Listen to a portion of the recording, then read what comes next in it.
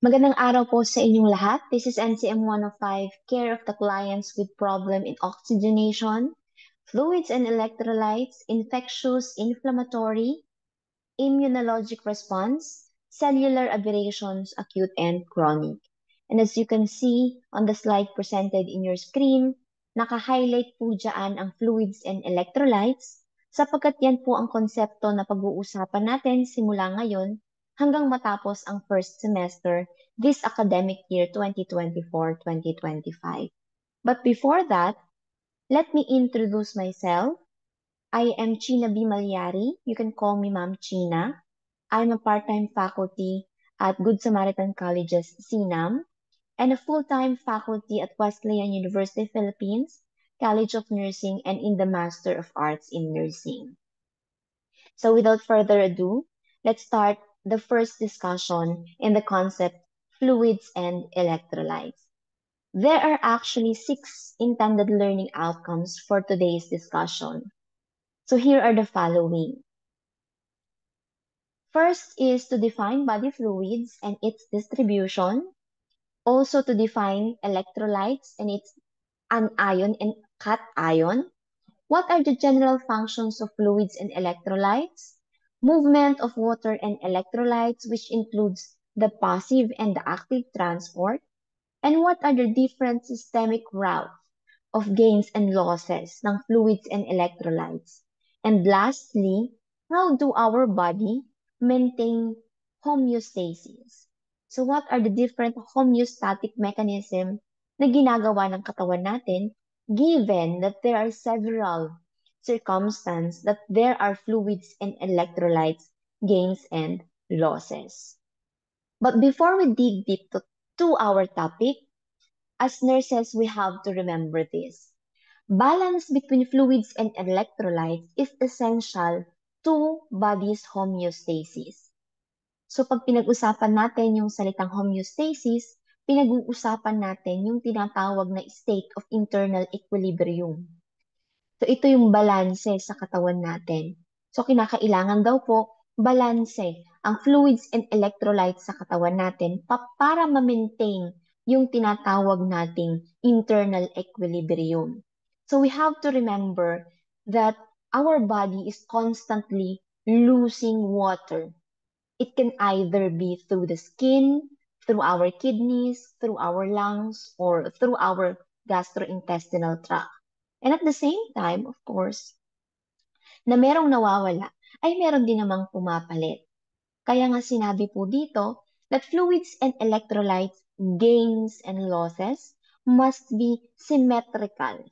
They must be balanced sa ating mga normal na walang sakit at lalo na sa mga pasyente natin na merong sakit. As nurses, what is our role? Ang role nating nurses ay to know the physiology, paano gumagalaw yung fluids and electrolytes sa katawan natin in order for us to maintain fluid balance. Not only that, but also the acid-base balance. In order for us nurses to anticipate ano bang mangyayari sa pasyente natin, to identify different nursing intervention in order for us to respond promptly, mabilisan, timely assessment and intervention to prevent further complications and to save the lives of our patients. So we always have to remember na ang fluids and electrolyte losses, they are giving us subtle signs and symptoms. Ang fluids na nawawala sa katawan, mabilisan. Ang electrolytes na nawawala sa katawan natin ay mabilisan. So as future registered nurses, yung mga subtle signs and symptoms na pinapakita ng pasyente natin, kinakailangan alam natin how to intervene promptly para masolusyonan na natin ito agad at hindi na magkaroon pa ng further complication. So, let's start the discussion. Let us first define what is body fluid. Pag pinag-usapan natin yung body fluid, alam natin that this pertains to the liquid in our body. This refers to the body water in which electrolytes are dissolved. Ang body fluids ay tinatawag din nating the sea within. So kung tatagalogin natin, ang body fluids daw o ang mga liquid sa katawan natin ay ang dagat sa loob ng katawan. Bakit itinatag siya as dagat? Ano ba ang karakteristik na meron siya? Because water is the largest single constituent of the body, representing 60% in approximate of the body's weight. Ibig sabihin, ang tubig daw po o ang liquid sa katawan ay 60% ng timbang ng isang tao in approximate. So halimbawa, ako po ay 53 kilograms, approximately 53 kilograms. Lumalabas daw po na ang 60% nito ay 31.8 or 32 liters ng fluid ang nasa katawan ko. Kung halimbawa, ikaw naman ay 60 kilograms, pumapatak na 36 liters ng fluid ang meron ka sa katawan na of course, nakaka-contribute sa timbang ng isang tao. So what is our key point here? Approximate. The keyword is approximate. Dahil sinasabi po that roughly 45 to 75%, ulitin ko po, 45 to 75% ang body fluid sa katawan natin. Bakit po nilalagyan ng range? Because there are several factors that influence the amount of body fluid. Ito yung mga sitwasyon o mga kaganapan o mga katayuan ng isang tao na nakaka-influence gaano ba karami ang fluid niya sa katawan. And we have three. So the first one is age, the second one is sex or gender, and the third one is body fat. So let me explain it one by one. The first one is age. So sinasabi po na habang mas bata, mas madami ang percentage ng body fluid kumpara sa matatanda. However, pag mas matanda naman, ay mas marami ang fluid kesa sa mga bata. Simply because mas marami na ang muscle ng matatanda kumpara sa mga bata. So, talagang mas marami yung body fluid nila. So, we are talking about the total body water and the total body water percentage. Ulitin ko, pag percentage ang pinag-uusapan natin, mas marami ang percentage ng fluid sa katawan ng mga bata kumpara sa mga matatanda. Sinasabi nga that there is an approximate 75 to 80% ng timbang ng mga bata ay fluid. At habang tumatanda, nababawasan po ito. Kaya lang, pag pinag-usapan natin ang total body water o ang actual na dami ng tubig sa katawan, kung susumahin natin per liter, definitely mas marami ang matatanda. Kasi ang matatanda ay maraming tinatawag na muscle mass. So, you have to decipher or you have to distinguish those. The first is the total body water percentage, and the second is the total body water. Next one is age or, sex or gender. Sinasabi po na kung halimbawa, merong isang babae at merong isang lalaki na pareho po ang timbang nila, say for example, pareho po silang 60 kilos, sinasabi po na mas maraming fluid ang lalaki kumpara sa babae. Kasi by anatomy, mas marami daw pong tinatawag na muscle mass ang mga lalaki kumpara sa mga babae. Ang mga babae po ay mas maraming fats sa katawan. Because women menstruate. Our body as mga babae ay ginawa para magbuntis, para mag-menstruate. At natural by anatomy na mas marami daw po ang aming taba sa katawan. Again, pagpareho po ang timbang nila. Ulitin ko, pagpareho ang timbang nila by anatomy, mas marami daw po ang muscle mass ng mga lalaki kumpara sa mga babae. At pag sinabi nating muscle mass, marami po ang fluid nito. Therefore, kung mas maraming muscle mass ang mga lalaki, mas marami po silang fluid sa katawan. Baliktarin po natin. Ang mga babae naman po ay maraming fats sa katawan. Kasi ginawa po ang katawan ng mga babae para magbuntis, para mag-menstruate. So by anatomy, mas marami po ang fats ng katawan ng mga babae. At ang fats po ay wala pong fluid. So therefore, mas konti ang fluid ng mga babae. Yun ay kung pareho ang timbang nila. Yun ang pagpapaliwanag sa ikatlong factor, which is body fat. Kahit na lalaki, no? Kahit na lalaki ang pasyente natin, kung mas mataba siya dun sa babae, mas marami ang fluid ng babae kumpara sa lalaki. Kasi taba po ang pinag-uusapan natin dito sa dulong part. So these are the different factors that influence body fluids. That's why 45 to 75% in average po ang body fluid sa katawan. Depende sa edad, depende sa sex, at depende sa dami ng katawan, ng taba sa katawan ng ating pasyente o sa katawan natin. Next, what are the different functions of body fluid?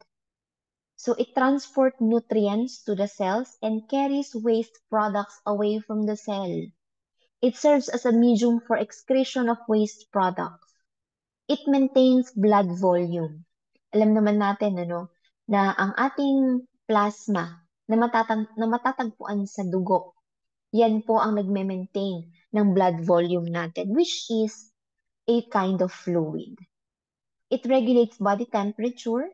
It serves as aqueous medium for cellular metabolism.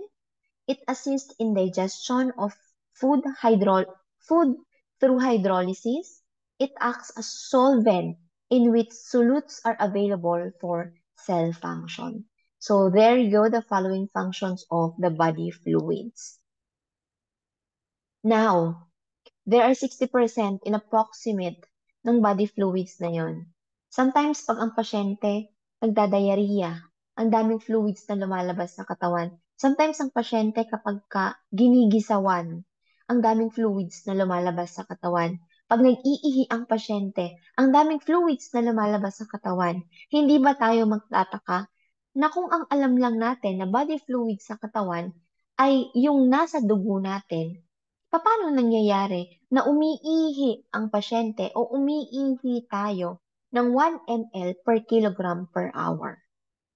So dahil po sa napakadaming fluid sa katawan na matatagpuan sa una, intracellular part, and the second is the extracellular part. So obviously, pag sinabi nating intracellular and intra is within, matatagpuan po ang 2/3 ng body fluid natin sa loob ng cell. At ang 1/3 naman po ay matatagpuan sa labas ng cell na hinati pa po sa tatlo. The first one is the intravascular fluid, the second one is the interstitial fluid, and the last one is the transcellular. So pag tinatandaan ko po ito, that is the IIT. Again, that 1/3 I further subdivided into 3. The first one is the intravascular, the second is the interstitial, and the last one is the transcellular. So we go to them one by one.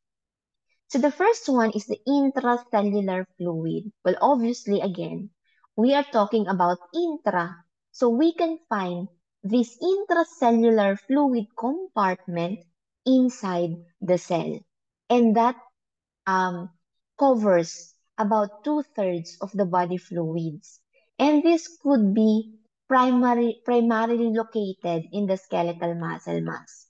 Kaya nga kanina nung ipinaliwanag natin bakit mas marami yung body fluids ng mga lalaki kumpara sa mga babae, it is because mas marami by anatomy ang muscle mass ng mga lalaki, given that the scenario is pareho sila ng timbang.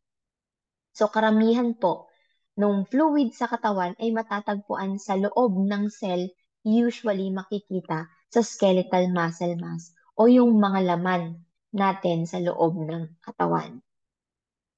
There you have it. The second one is the extracellular fluid. Obviously, again, makikita ito sa labas ng cell. So kung kanina, 2/3, syempre yung natitirang 1/3 ay mapupunta na sa extracellular fluid. So it maintains blood volume and serves as the transport system to and from the cell.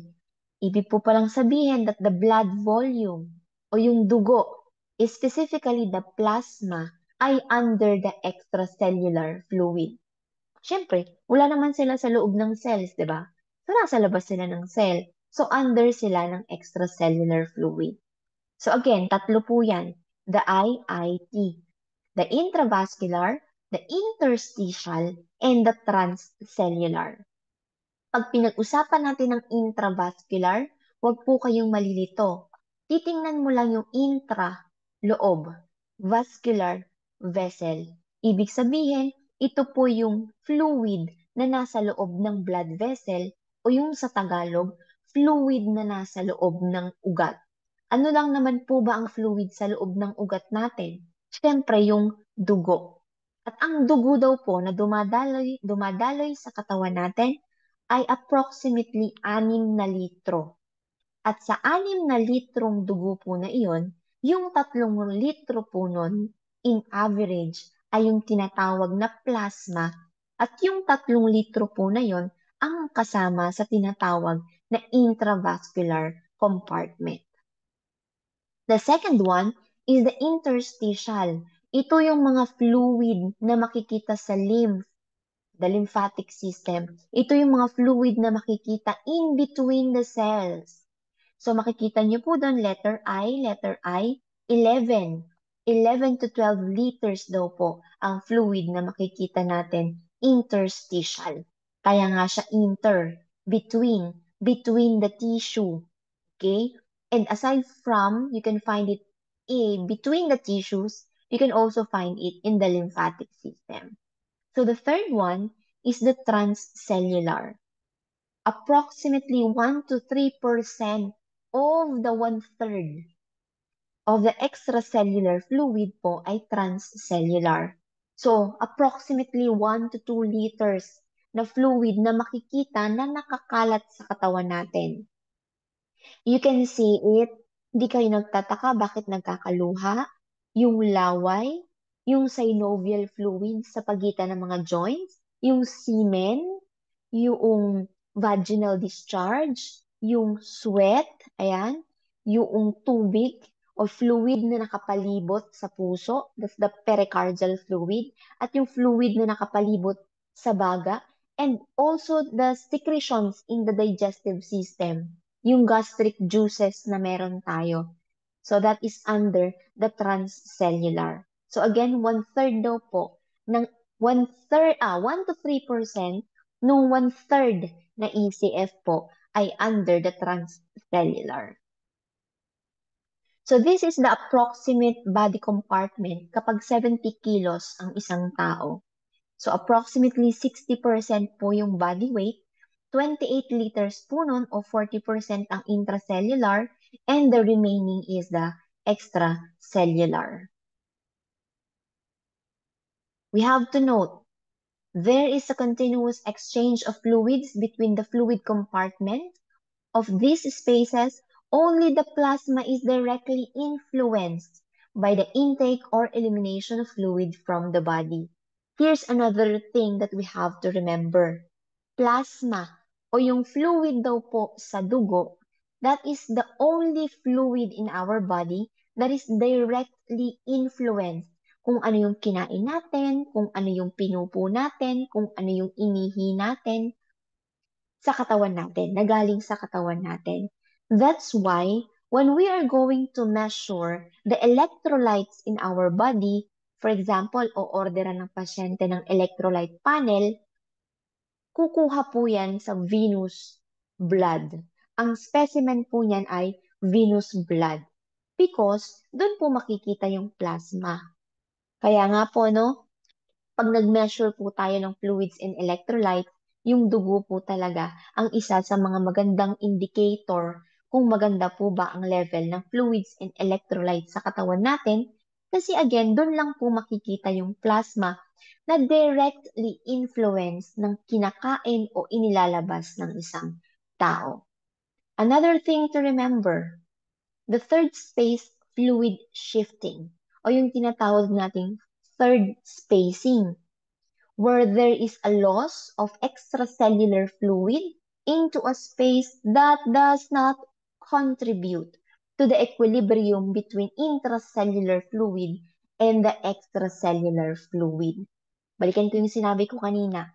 Pag nagkaroon ng disequilibrium ng fluid sa pamamagitan ng hindi pagkakaroon ng balance between the intracellular fluid and the extracellular fluid, pwedeng magkaroon ng fluid imbalance ang pasyente. Pagpapaliwanag pa ulit, 2/3 ang intracellular fluid, 1/3 ang extracellular fluid. Pag nagkaroon ng disproportion between the 2/3 and 1/3, nagkakaroon pa rin po ng disequilibrium o hindi tamang balanse ng fluid sa katawan. Now, delikado po ba yung hindi pagkakaroon ng equilibrium o balance ng intracellular at extracellular fluid? Yes, dahil po pwede pa rin pong mawala yung fluid sa katawan natin. At isang dahilan ng hindi pagkakaroon ng balanse between ICF and the ECF ay yung tinatawag nating third space fluid shifting. Anong nangyayari dito? Kanina pinag-usapan natin yung IIT, intravascular, interstitial, and the transcellular. So kung ang parte ng extracellular fluid ay pupunta sa parte ng katawan na hindi naman dapat siya mapunta, nababawasan ngayon yung fluid sa extracellular compartment. Pag nabawasan yung fluid sa extracellular compartment dahil nga pumunta yung fluid na yon sa parte na hindi naman dapat siya pumunta, nagkakaroon ngayon ng disproportion or disequilibrium sa volume ng ICF at ECF. So this one is very tricky. Bakit? Kasi hindi naman nakitang lumabas yung fluid sa katawan, hindi naman nakitang nag-ihi yung pasyente, hindi naman nakitang nag-LBM yung pasyente, hindi naman nagpawis yung pasyente, hindi naman siya nag-hyperventilate, hindi naman nagdugo yung pasyente. And yet, bakit po nagkaroon ng disequilibrium? Kasi nga po, nagkaroon ng transfer from the extracellular fluid to an area na hindi naman siya dapat mapunta. Third spacing occurs in the patient with ascites. So pag napunta sa abdominal cavity po, ang fluid from the extracellular fluid, na wala naman po talagang fluid dun sa abdominal cavity, that is third space fluid shifting. Aside from that is the burn o yung mga simpleng paso, first degree, second degree, up to the third degree. Kasama din po dyan ang peritonitis, kasama din po ang bowel obstruction, kasama din po ang massive bleeding into a joint or cavity. So kapag nagkaroon ng athlete or an injury, kung saan nagkaroon ng maraming dugo dun sa sugpungan ng mga buto na wala naman po talaga dapat dugo doon, nababawasan po yung dugo. Saan po ba nakikita yung dugo? Hindi ba sa extracellular fluid compartment? So that could be categorized under third space fluid shifting. So the bottom line is, nabawasan yung ECF. Saan napunta? Sa area na hindi naman dapat siya mapunta for whatever reason it is. So nabawasan yung extracellular fluid. Pag nabawasan yung extracellular fluid, nawawalan ngayon ng balanse yung ICF and ECF. Nagkakaroon ngayon ng imbalance between fluids and electrolytes. So try to see the pictures presented in your screen. There you can see, for example, nasa ECF, nag-transfer into the abdominal cavity, such as in ascites or ascites. Nababawasan yung fluid sa ECF, napupunta or natatrap sa area na wala naman talagang fluid, na walang bilang, na walang kwenta, na kinakailangan tanggalin na lang sa katawan. Walang function yan eh. So, nababawasan yung ECF, nababawasan yung kaya pang gawin ng extracellular fluid. So, this one is an example of an ascites or ascites. The second one, simply is the blisters ng mga napaso. Diba?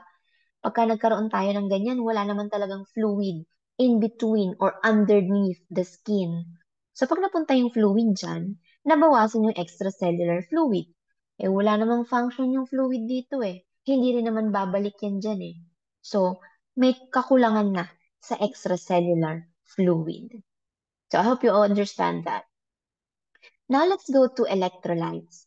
Pag pinag-usapan natin ng electrolytes, these are substances that have a natural positive or negative electrical charge when dissolved in water. These are chemical compounds in a solution that have the ability to conduct an electrical current. That's why it can be broken down into the first one is the cation, or these are electrolytes that carry positive charges. Anion, or these are electrolytes that carry negative charges. So as you can see here, nakabulat po dito, sodium is the primary cation in the ECF, chloride is the primary anion in the ECF, and potassium is the primary cation in the ICF, and phosphates and sulfates are the primary anion in the intracellular fluid. So pansinin natin, meron po palang kanya-kanyang distribution. Yes, sa ECF po or the extracellular fluid, iba po ang value or iba ang amount ng anion at cation.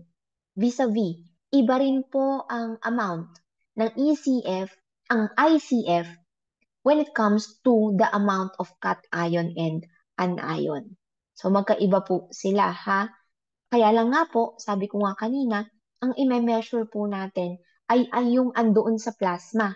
Kasi yung plasma po ay directly influence ng kinakain o inilalabas ng isang tao. That's why magfo-focus po tayo sa plasma that is under the intravascular and under the extracellular component. What are the general functions of electrolytes? It promotes neuromuscular irritability, such as sodium. It maintains body fluid and osmolality. It distributes body water between compartments. It regulates acid-base balance. So pag pinag-usapan po natin sa mga susunod na discussion, yung potassium, malaki po ang kinalaman niyan sa acid-base balance. So try to see this table presented in your screen. Okay, so ang pag-uusapan po natin ay ang amount ng anion at cation o ng electrolytes sa extracellular fluid na makikita naman po sa plasma. Now, let's define terms para nagkakaintindihan po tayo. Let's define osmosis, osmolality, and osmolarity. So when we talk about osmosis, there you can see letter O. O. This is the movement of fluid from an area of lower concentration to the area of higher concentration across a semi-permeable membrane. Ito ang klase ng membrane na pinapayagang makalusot, either a fluid or a particle. So in the event that magkaroon ng semi-permeable membrane at allowed pumas through o lumusot yung fluid, pwedeng magkaroon ng osmosis. Uulitin ko, ano ang mga key points natin dito? Ito ay ang paggalaw ng ng liquid, ng fluid. So ang gumagalaw po ay fluid mula sa, dapat alam niyo po, from. Kasi alam niyo po dapat na nanggagaling sa papunta sa. Nanggaling sa lower concentration papunta sa higher concentration. So, paano po natin malalaman kung alin ang lower concentration at kung ano ang higher concentration?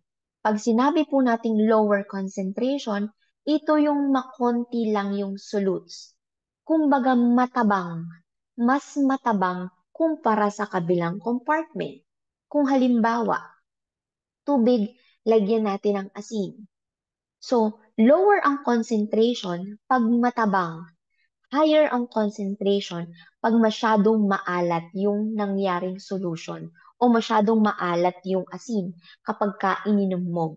Dahil mas marami yung solutes. That's why mas mataas ang concentration. So yung paggalaw ng fluid mula sa matabang papunta sa mas maalat in a semi-permeable membrane.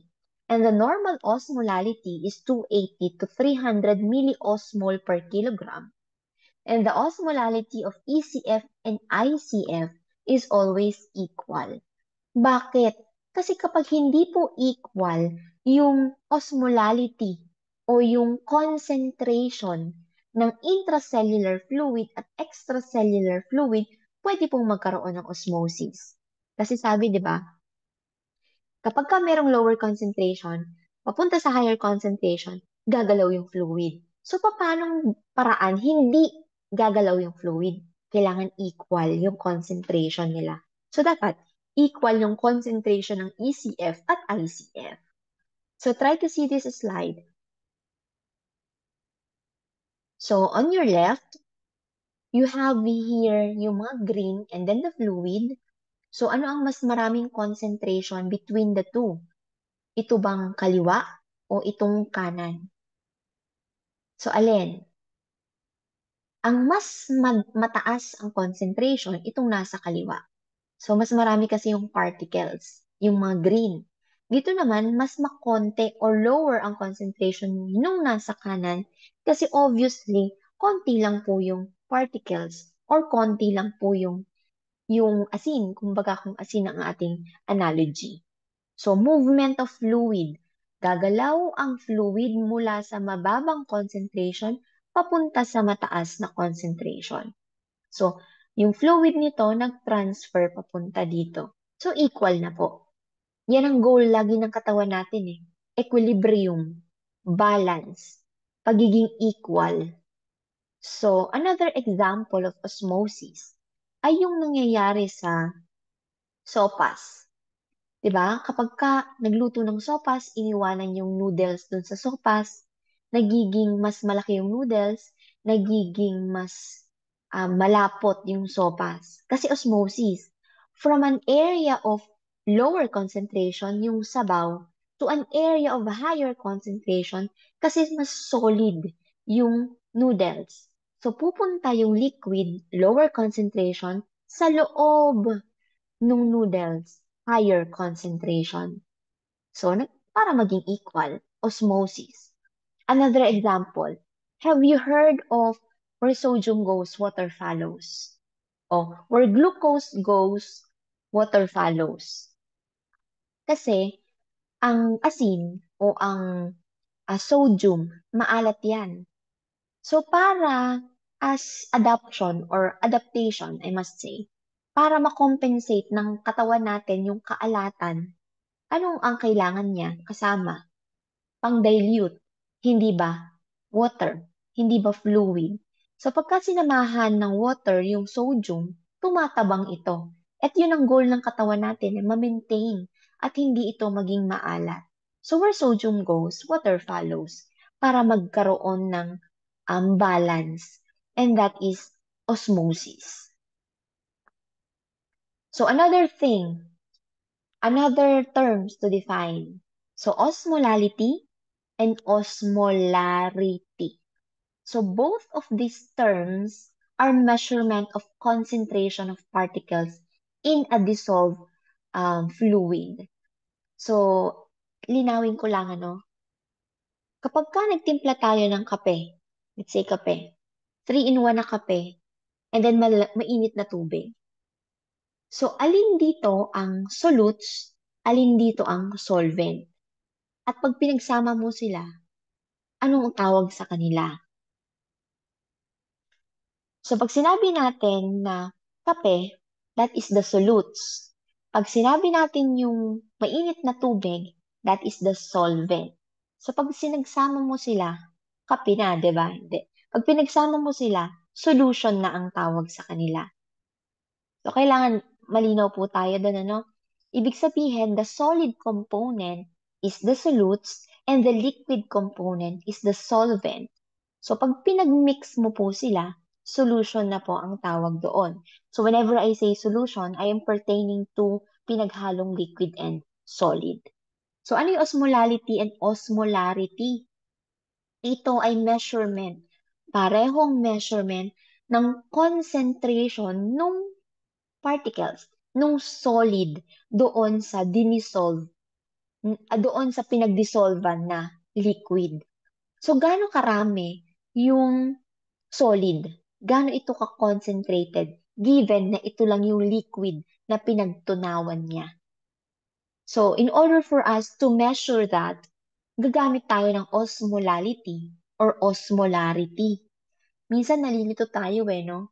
Pero yun lang naman yun Pareho silang kung gaano ba kabigat o gaano kadami yung solid na nakasama dun sa liquid. Yun lang yun.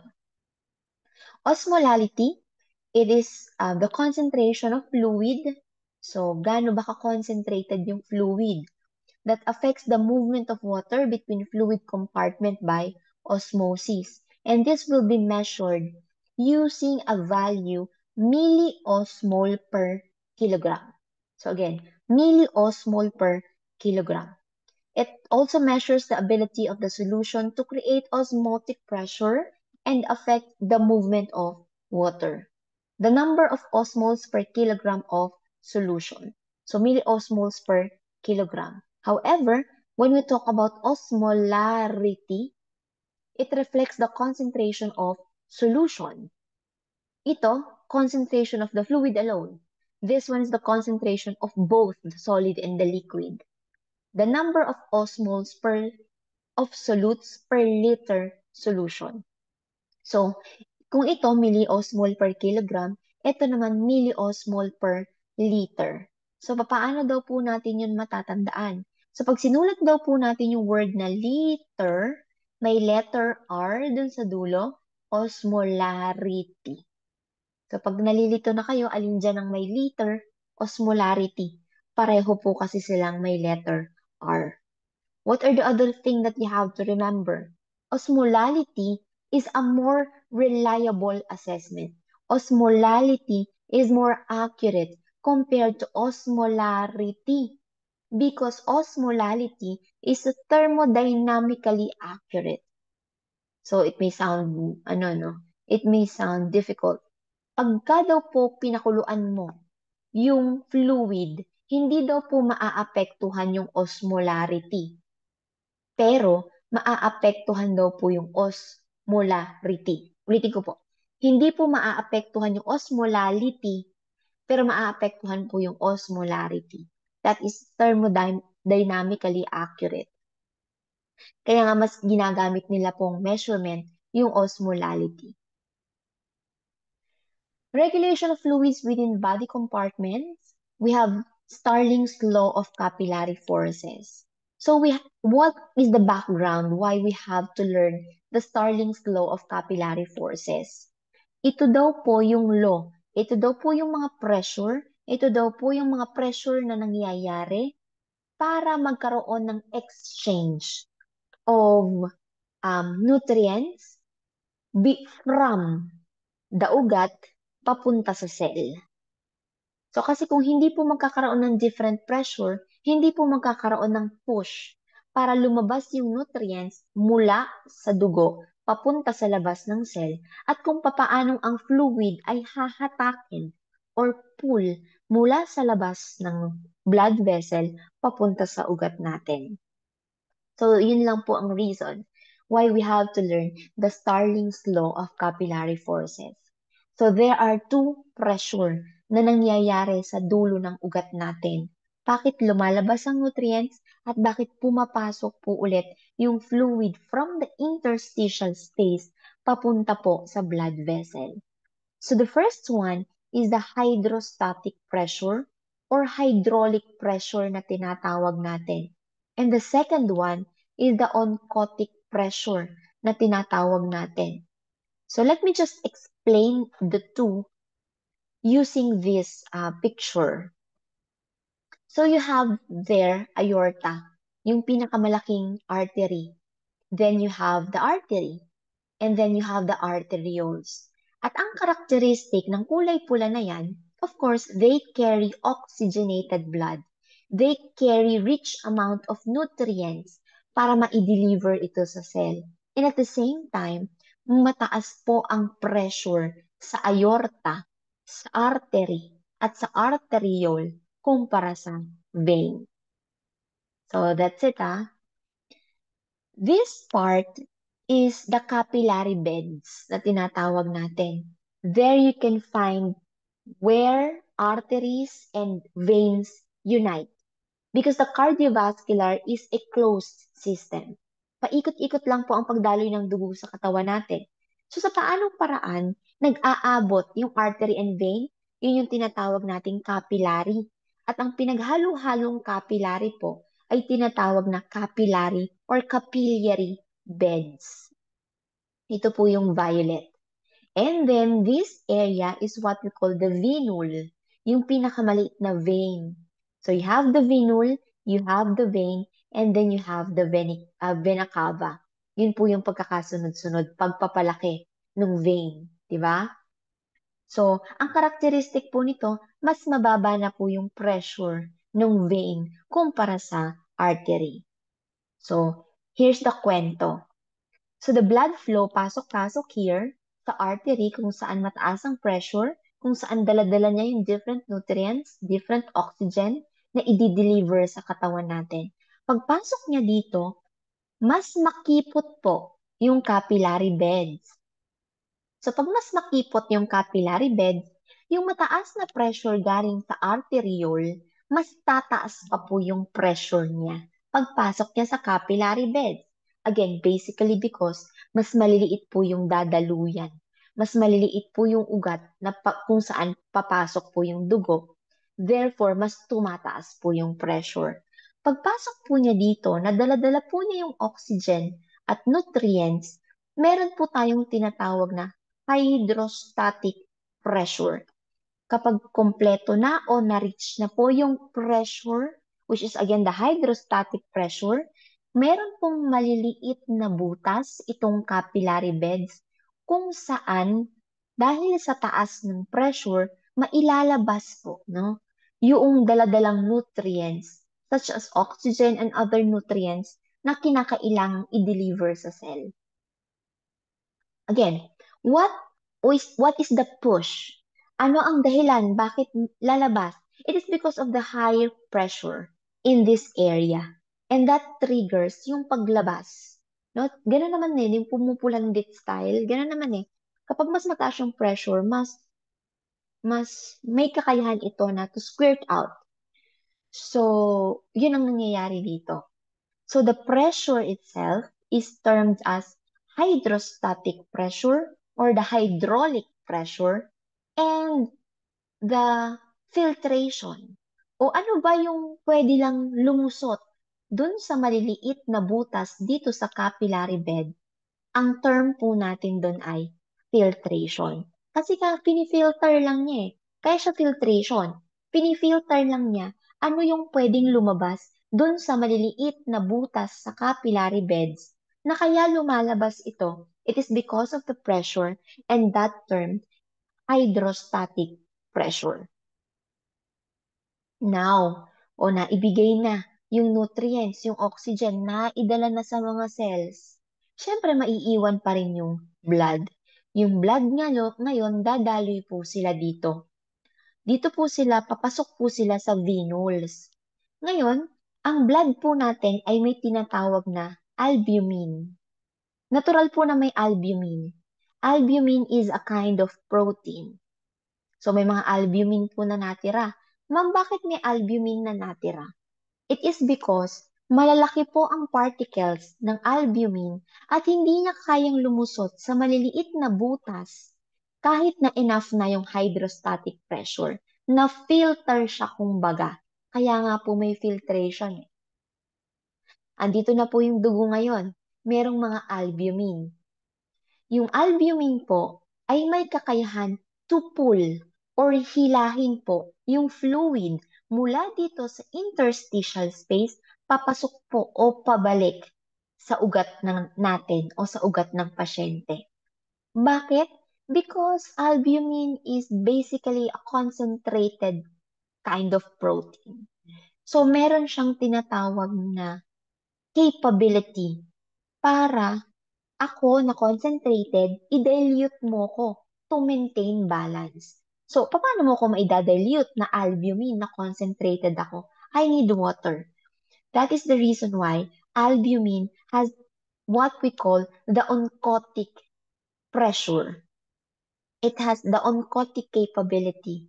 It has the capability to pull water back to the ugat.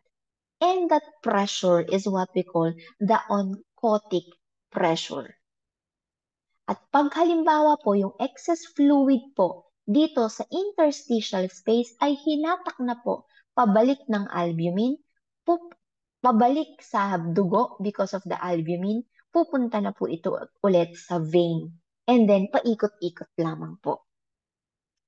So again, pagpasok po ng dugo dito na oxygenated na merong nutrients, papasok po sila dito sa mas maliliit, mas makikipot na ugat, that is the capillary bed, mas tumataas po yung pressure. At dahil meron pong maliliit na butas dito, pag na-reach na po yung 10 millimeters mercury, that is the hydrostatic pressure, maipupush out or maipupush po yung mga nutrients dun sa maliliit na butas dito sa capillary beds.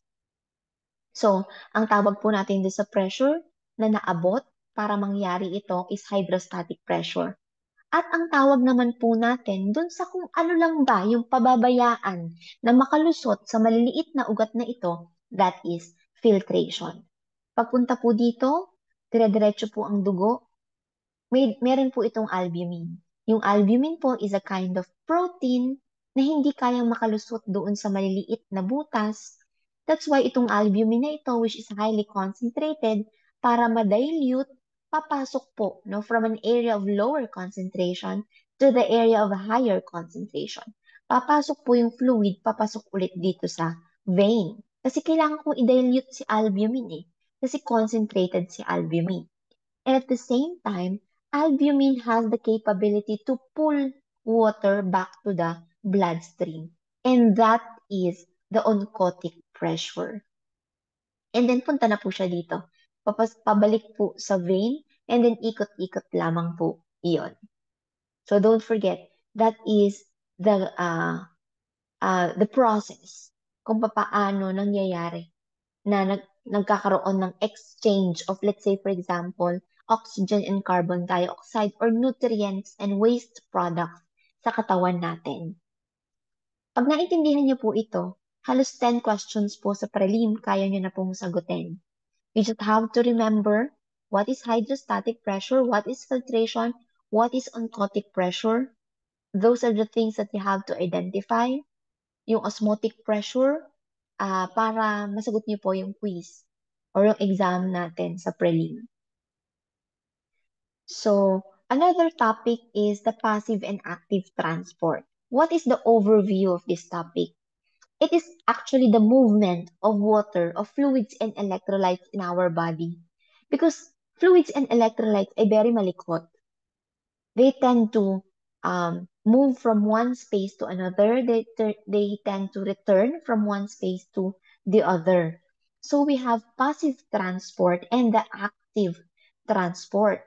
So basically, when we say passive transport, ito yung klase ng movement ng fluids and electrolytes na nangyayari talaga. It is a normal phenomenon in the body. Regardless of different pressure, mangyayari ito to maintain equilibrium or balance. Kaya nga siya passive Hindi niya kinakailangan ng extra effort para mangyari ito. Kasi normal na mangyayari ito. So the first is the oncotic pressure, yung pinag-usapan natin kanina. Yung capability of the albumin to pull blood, to pull fluid from the interstitial space to the cardiovascular system. Balikan ko nga po, baka po makalimutan ko. Ito pong oncotic pressure ang nawawala kapag ka namamanas ang isang tao. That's why, kung mapapansin niyo po, meron pong mga treatment kung saan pinapainom ng maraming protein or pinapainom ng maraming albumin ang pasyente kung sila ay namamanas. Kasi pag mas marami pong albumin sa dugo ang pasyente, mas nahahatak po pabalik yung fluid from the interstitial space, mas nawawala po yung manas ng pasyente. Kasi yung nagmamanifest po na manas na iyon is the excess fluid na makikita sa interstitial space. So para po matanggal yung fluid na yon, pabalikin natin sa dugo para iihi ng pasyente. Yung mga yung mga pasyente na pinapainom ng puti ng itlog, minsan 10 puti ng itlog sa isang buong shift, pinapagawa po yun lalo na kung nagtatapon yung katawan ng albumin. Say for example, may acute kidney injury, tapos iniihi na ng pasyente yung protein, yung albumin, kailangan palitan ito. So, paiinumin sila ng matataas sa albumin. Again, pag mataas na po yung albumin dito sa bloodstream, hahatakin niya na po yung blood pabalik dito. So, mababawasan or mawawala yung pamamanas ng pasyente. That is oncotic pressure. The second one is the tonicity. Gaano ba ka-tonic? Kaya nga po may isotonic, hypotonic, hypertonic na tinatawag tayo.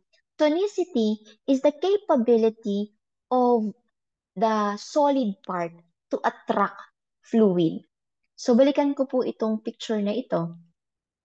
When we talk about tonicity, yung kakayahan ng mga green na ito na humatak ng fluid to maintain equilibrium or balance.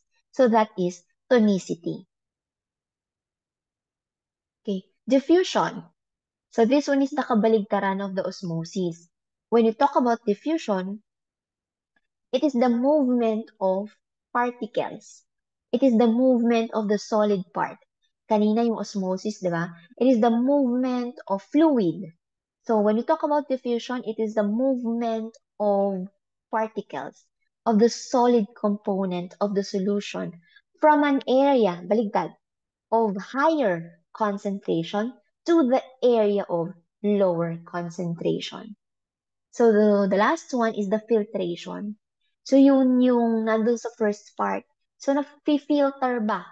No? Nafi-filter ba yung pwede lang lumusot dun sa maliliit na butas ng capillary beds? So that is filtration. So when we talk about active transport, kung passive transport ay hindi kinakailangan ng further push or further energy para mangyari sa katawan, ang active transport from the term itself, active, meaning to say, kinakailangan ng extra pump, ng extra push para mangyari sa katawan. So we will see kung ano yung sodium and potassium pump later on. So this is an overview, basically the oncotic pressure. It is the osmotic pressure exerted by the protein or the albumin because albumin has the capability to hatak-hatak the fluid from the interstitial space to the cardiovascular system. Another passive transport is the tonicity. It is the capability of the solid component to again, make hatak-hatak the fluid. So, pag sinabi nating tonicity, ito yung kakayahan ng solid na maghatak ng fluid. So, yun lang yun.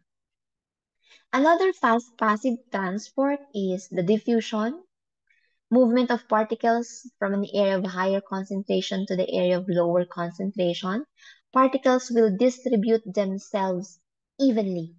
Kung kanina ang ginagamit natin na pang maintain ng balance ay yung fluid, sa diffusion naman, ang nangyayari para ma-maintain yung balance, ang susunod is the solid part.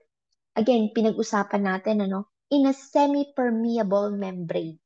If the semi-permeable membrane, o yung pagitan nila, will allow the particles to pass through, diffusion ang mangyayari. But if the semi-permeable membrane will allow the fluid to pass through and will not allow the solid to pass through, osmosis po ang mangyayari. So that depends on the kind of semi-permeable membrane. So, example po nito is the exchange of oxygen and carbon dioxide between the pulmonary artery and the alveoli. So, this one is diffusion. So, as you can see here, movement nitong green papunta dito. So, naging equal na po ang kanilang distribution kasi again, yun ang gusto ng katawan, ano? Maging equal po yan. So, walang gumalaw na fluid. Another is the filtration. It happens in the capillary beds.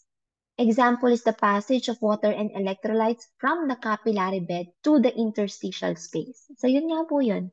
Kasi nga po filtration. So, napi-filter. And the active transport. As I've said a while back, the passive transport does not need any energy to happen. It does not need any push to happen because it will eventually happen. Because the goal of our body is to maintain homeostasis.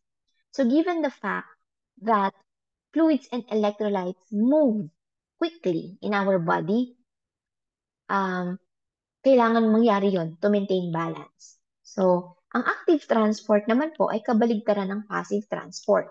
Ang active transport po, kinakailangan po ng extra push para mangyari. And an example to that is the sodium-potassium pump.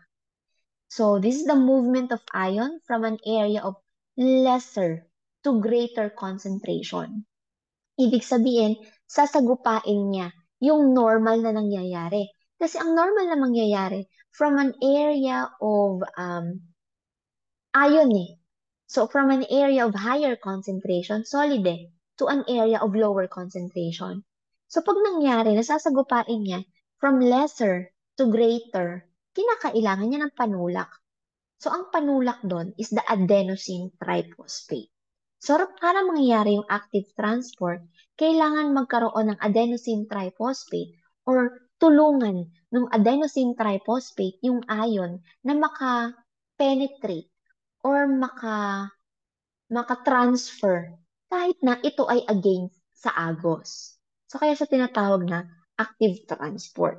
So key points natin dito, isang example po nito is the sodium-potassium pump at nangyayari po ang sodium-potassium pump because of adenosine triphosphate.